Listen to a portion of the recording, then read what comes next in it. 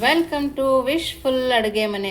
ನೋಡಿ, ಇವತ್ತು ಕಡಲೆಬೇಳೆ ತಗೊಂಡಿದ್ದೀವಲ್ಲ, ಕಡಲೆಬೇಳೆ ಮತ್ತು ಹೆಸರು ಬೇಳೆಯಿಂದ ಒಂದು ಸೂಪರ್ ಆಗಿರೋ ರೆಸಿಪಿನ ಮಾಡೋಣ. ಬೆಳಗ್ಗೆ ಬೇಕಾದರೂ ಮಾಡ್ಕೋಬೋದು, ಸಂಜೆ ಬೇಕಾದರೂ ಮಾಡ್ಕೋಬೋದು, ತುಂಬಾ ಸುಲಭವಾಗಿ ಮಾಡ್ಬೋದು, ಲಂಚ್ ಬಾಕ್ಸಿಗೆ ಬೇಕಾದ್ರೂ ಆಗುತ್ತೆ. ಹೇಗೆ ಮಾಡೋದು ಅಂತ ನೋಡೋಣ ಬನ್ನಿ. ನೋಡಿ, ಮೊದಲಿಗೆ ಒಂದು ಪಾತ್ರೆ ತೊಗೊಂಡು ಒಂದು ಬೌಲ್ ಆಗುವಷ್ಟು ಹೆಸರು ಬೇಳೆನ ಹಾಕ್ಕೊಳ್ತಾ ಇದ್ದೀನಿ. ಸಿಪ್ಪೆ ಇರೋದನ್ನೇ ಹಾಕ್ಕೊಳ್ತಾ ಇದ್ದೀನಿ. ಮೂಂಗ್ ದಾಲ್ ಅಂತ ಕೂಡ ಕರೀತಾರೆ. ನೋಡಿ, ಸಿಪ್ಪೆ ಇದ್ರೇ ತುಂಬ ಚೆನ್ನಾಗಿ ಬರುತ್ತೆ ಈ ರೆಸಿಪಿಗೆ. ಹಾಗೆಯೇ ಒಂದು ಸಣ್ಣ ಬೌಲ್ ಆಗುವಷ್ಟು ಕಡಲೆಬೇಳೆನ ಹಾಕ್ಕೊಳ್ತಾ ಇದ್ದೀನಿ. 3/4% ಮೂಂಗ್ ದಾಲ್ ಆದರೆ 1/4% ಕಡಲೆಬೇಳೆ. ಇಷ್ಟನ್ನು ಹಾಕಿ ಚೆನ್ನಾಗಿ ವಾಶ್ ಮಾಡ್ಕೋಬೇಕು ನಾವು. ನೋಡಿ, ಒಂದು 2-3 ಸರಿ ಇದನ್ನು ಚೆನ್ನಾಗಿ ತೊಳ್ಕೊಂಬರೋಣ. ನೋಡಿ, ಇವಾಗ ಇದಕ್ಕೆ ನೀರನ್ನು ಹಾಕೋಣ. ನೋಡಿ, ಇದು ಮುಳುಗುವಷ್ಟು ನಾನು ನೀರನ್ನು ಹಾಕ್ಕೊಂಡಿದ್ದೀನಿ. ಇನ್ನು ಸ್ವಲ್ಪ ಜಾಸ್ತಿ ಬೇಕಿದ್ರೂ ಹಾಕೋಬೋದು. ನೋಡಿ, ಇವಾಗ ಇದನ್ನು ಒಂದು ರಾತ್ರಿ ಆಗೋಷ್ಟು ನಾನು ನೆನೆಸ್ಕೊಳ್ತಾ ಇದ್ದೀನಿ. ನೋಡಿ, ಇದು ಚೆನ್ನಾಗಿ ನೆನಿಬೇಕು. ನೆಂದ್ರೇ ತುಂಬ ಚೆನ್ನಾಗಿ ಬರೋದು. ನಾನಿಲ್ಲಿ ಒಂದು ದೊಡ್ಡ ಬೌಲ್ ಆಗೋಷ್ಟು ಹೆಸರು ಬೇಳೆ ಹಾಕೊಂಡ್ರೆ 1/4 ಬೌಲ್ ಆಗೋಷ್ಟು ಕಡಲೆಬೇಳೆನ ಹಾಕ್ಕೊಂಡಿದ್ದೀನಿ. ಒಂದು ಸ್ವಲ್ಪ ಹೆಚ್ಚು ಕಮ್ಮಿ ಆದರೂ ನಡೆಯುತ್ತೆ. ನೋಡಿ, ಇವಾಗ ಒಂದು ಲಿಡ್ಡನ್ನು ಮುಚ್ಚಿ ಒಂದು ರಾತ್ರಿ ಫುಲ್ಲು ಇದನ್ನು ನೆನೆಸ್ಕೊಂಬರೋಣ. ನೋಡಿ, ಹೆಸರು ಬೇಳೆನೂ ಕಡಲೆಬೇಳೆನೂ ನೆನಾಕಿದ್ವಲ್ಲ, ಎಷ್ಟು ಚೆನ್ನಾಗಿ ನೆಂದಿದೆ ನೋಡಿ. ಈ ಥರ ನೆಂದಿರೋ ಹೆಸರು ಬೇಳೆ ಮತ್ತು ಕಡಲೆಬೇಳೆನ ನಾವೀಗ ನೋಡಿ ಮಿಕ್ಸಿ ಜಾರಿಗೆ ಹಾಕೋಣ. ಹೆಸರು ಕಾಳು ಕೂಡ ತುಂಬಾ ಹೆಲ್ದಿ. ಮಾಮೂಲಿ ಹೆಸರು ಬೇಳೆ ರೆಸಿಪಿ ಎಲ್ಲ ತಿಂದು ಬೇಜಾರಾಗಿರುತ್ತಲ್ಲ, ಆಗ ಈ ಥರ ಡಿಫ್ರೆಂಟಾಗಿ ನಾವು ಮಾಡ್ಕೋಬೋದು. ನೋಡಿ, ಇವಾಗ ಇದಕ್ಕೆ 1 ಕಪ್ ಆಗೋಷ್ಟು ಮೊಸರನ್ನ ಹಾಕೋಣ. ಅದೇ ಕಪ್ಪಿಂದ 1 ಕಪ್ ಆಗುವಷ್ಟು ನೀರನ್ನು ಹಾಕ್ಕೊಳ್ತಾ ಇದ್ದೀನಿ. ಇವಾಗ ಇದನ್ನು ಸಣ್ಣದಾಗಿ ರುಬ್ಕೊಂಬರೋಣ. ನೋಡಿ, ಸಣ್ಣದಾಗಿ ರುಬ್ಬಿದ್ದೀವಲ್ಲ, ಇವಾಗ ನಾವು ಒಂದು ಬೌಲ್ಗೆ ಹಾಕೋಣ. ನೋಡಿ, ಇವಾಗ 1 ಬೌಲ್ ಆಗುವಷ್ಟು ಉಪ್ಪಿಟ್ಟಿನ ರವೆನ ಹಾಕ್ಕೊಳ್ತಾ ಇದ್ದೀವಿ. ಉಪ್ಪಿಟ್ಟಿನ ರವೆ ಹಾಕ್ಕೊಂಡ್ರೆ ತುಂಬಾ ಚೆನ್ನಾಗಿ ಬರುತ್ತೆ. ನಿಮ್ಮ ಹತ್ರ ಚಿರೋಟಿ ರವೆ ಇದ್ದರೆ ಅದನ್ನು ಕೂಡ ಹಾಕೋಬೋದು. ರುಚಿಗೆ ತಕ್ಕಷ್ಟು ಉಪ್ಪು. ನೋಡಿ, ನಾವು ಉಪ್ಪು ಹಾಕಿದ್ಮೇಲೆ ಚೆನ್ನಾಗಿ ಬೀಟ್ ಮಾಡ್ಕೊಳ್ಳೋಣ. ನಾವು ಬೀಟ್ ಮಾಡೋದ್ರಿಂದ ಈ ರೆಸಿಪಿ ತುಂಬ ಚೆನ್ನಾಗಿ ಬರುತ್ತೆ. ನೋಡಿ, ನಾವು ಇಷ್ಟು ಬೀಟ್ ಮಾಡಿದ್ದೀವಲ್ಲ, ಅದು ಉಬ್ಬಿ ಬರ್ತಾ ಇದೆ ನೋಡಿ ರವೆ.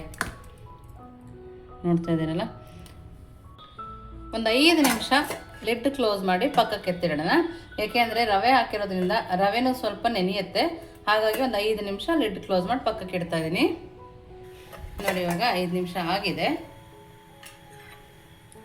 ನೋಡಿ, ಹದ ನೋಡ್ತಾ ಇದ್ದೀರಲ್ಲ. ನೋಡಿ, ಈ ಥರ ಚೆನ್ನಾಗಿ ಕಲಿಸ್ಕೊಬೇಕು. ನೋಡಿ, ಇವಾಗ ಇದಕ್ಕೆ ನಾವು ಕುಕ್ಕಿಂಗ್ ಸೋಡಾನ ಹಾಕೋಣ. ಕುಕ್ಕಿಂಗ್ ಸೋಡಾ ಹಾಕ್ಕೊಂಡು ನಾವು ಇದನ್ನು ಚೆನ್ನಾಗೇ ಬೀಟ್ ಮಾಡ್ಕೊಬೇಕು. ನೋಡಿ, ಈ ಥರ ಸೋಡಾ ಹಾಕಿದ್ಮೇಲೆ ಎಷ್ಟು ಮೇಲೆ ಬಂತು ನೀವೇ ನೋಡ್ತಾ ಇದ್ದೀರಲ್ಲ. ಈ ಥರ ನಮಗೆ ನೊರೆ ಥರ ಬರಬೇಕು. ಅಷ್ಟು ಚೆನ್ನಾಗಿ ಬರಬೇಕಿದು. ನಾವು ನಾರ್ಮಲ್ ಇಡ್ಲಿ ಮಾಡ್ತೀವಲ್ಲ, ಅದಕ್ಕಿಂತನೂ ಸೂಪರಾಗಿರುತ್ತೆ. ನೋಡಿ, ಈ ಥರ ಬರಬೇಕು ನಮಗೆ ಹಿಟ್ಟು. ಇವಾಗ ಹಿಟ್ಟು ರೆಡಿ ಇದೆ. ಇವಾಗ ಪ್ಲೇಟ್ಗೆ ಹಾಕೋಣ. ಪ್ಲೇಟಿಗೆ ಒಂದು ಸ್ವಲ್ಪ ಎಣ್ಣೆನ ಸರವಿ ಇಟ್ಕೊಂಡಿರೋದು ನೋಡಿ ಇವಾಗ ಹಾಕೋಣ. ನೋಡಿ, ಎಷ್ಟು ಚೆನ್ನಾಗಿ ಬರ್ತದೆ ನೋಡಿ. ನೋಡಿ, ಈ ಥರ ಹಾಕ್ಕೋಬೇಕು.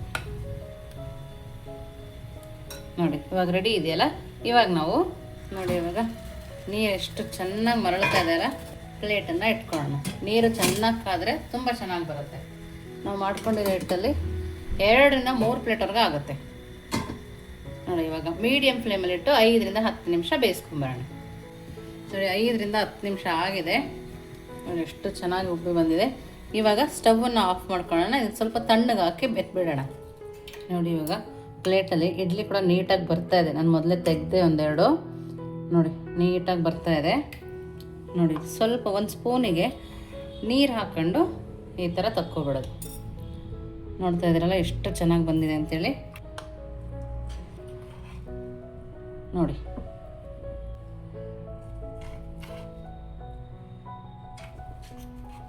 ಈ ಥರ ನೀಟಾಗೇ ಬರುತ್ತೆ. ನಿಮಗೆ ಮಾಮೂಲಿ ಇಡ್ಲಿ ತಿನ್ನಬೇಕು ಅಂತಲೇ ಅನಿಸಲ್ಲ ಈ ಇಡ್ಲಿ ತಿಂದರೆ. ನಾವು ಮೊಸರು ಕಮ್ಮಿ ಹಾಕಿದರೆ ಅಥವಾ ರವೆನ ಕಮ್ಮಿ ಹಾಕಿದರೆ ಇಡ್ಲಿ ಹಾರ್ಡ್ ಆಗುತ್ತೆ. ನೋಡಿ, ನೀವೇ ನೋಡ್ತಿದ್ರಲ್ಲ ಎಷ್ಟು ಚೆನ್ನಾಗಿ ಬಂದಿದೆ ನೋಡಿ. ತುಂಬ ಸಾಫ್ಟಾಗಿದೆ ನೋಡಿ. ಬಿಸಿ ಬಿಸಿ ಇಡ್ಲಿ ಸಕ್ಕತ್ತಾಗಿದೆ. ಹೆಲ್ದಿಯಾಗಿ ಕೂಡ ಇರುತ್ತೆ. ತೆಗಿಬೇಕಾದ್ರೂ ಕೂಡ ಅಂಟುತ್ತಾ ಇಲ್ಲ, ಅಷ್ಟು ಚೆನ್ನಾಗಿ ಬರ್ತಾ ಇದೆ. ನೋಡ್ತಾ ಇದ್ದೀರಲ್ಲ ಯಾವ ಥರ ಇದೆ ಹೆಸರು ಬೇಳೆ ಇಡ್ಲಿ. ನಾನಿಲ್ಲಿ ಕೆಂಪು ಚಟ್ನಿನ ಮಾಡ್ಕೊಂಡಿದ್ದೆ, ಅದಕ್ಕೇ ಬಿಸಿ ಬಿಸಿ ಇಡ್ಲಿ, ಅದ್ರ ಮೇಲೆ ಚಟ್ನಿ.